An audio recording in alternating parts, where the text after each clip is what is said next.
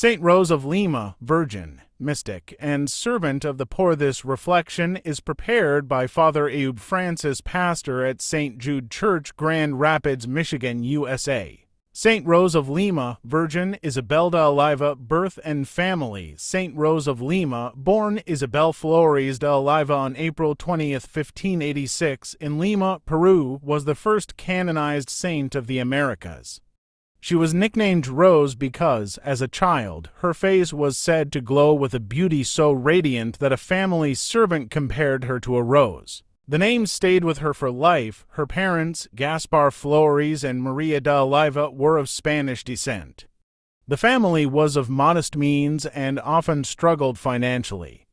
Despite these difficulties, Isabel Rose was raised in a deeply Catholic household. She was one of many children, and her family expected her to marry well to help support them. Her call and vocation, from a very young age, Rose showed signs of an intense spiritual calling. She devoted herself to prayer, penance, and acts of charity. Inspired by Saint Catherine of Siena, she vowed at an early age to remain a virgin and consecrate her life entirely to Christ. Her family, however, wanted her to marry, which created tension. To discourage suitors and remain faithful to her vow, she even disfigured her face slightly by rubbing pepper and lye into her skin so that her beauty would not attract attention. Rose felt called not to enter a convent but to live out her vocation of holiness at home. She joined the Third Order of St. Dominic, which allowed her to remain in the world while dedicating herself to prayer and penance, much like Saint Catherine of Siena. Life of prayer and penance, Rose built a small hermitage in her family's garden where she spent long hours in prayer, fasting, and acts of self-denial. She practiced severe penances, wearing a crown of thorns under her veil and sleeping on a bed of broken glass and wood.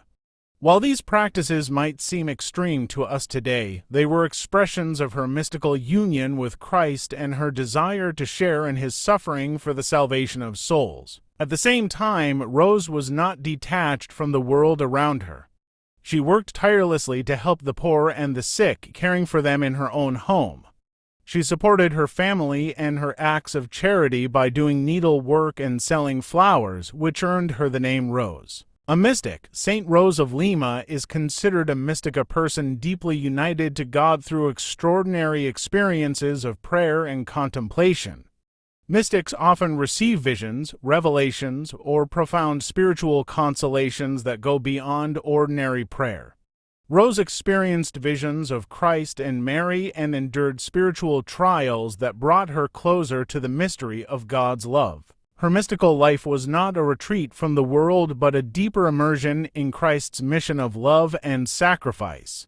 Mystics like Rose remind us that holiness is rooted in intimacy with God and lived out in love for others. Death and canonization. Rose died on August 24, 1617, at the age of 31, after a long period of illness and suffering. Her death caused great mourning in Lima, as people already regarded her as a saint. She was beatified by Pope Clement IX in 1667 and canonized by Pope Clement X in 1671, making her the first person born in the Americas to be declared a saint.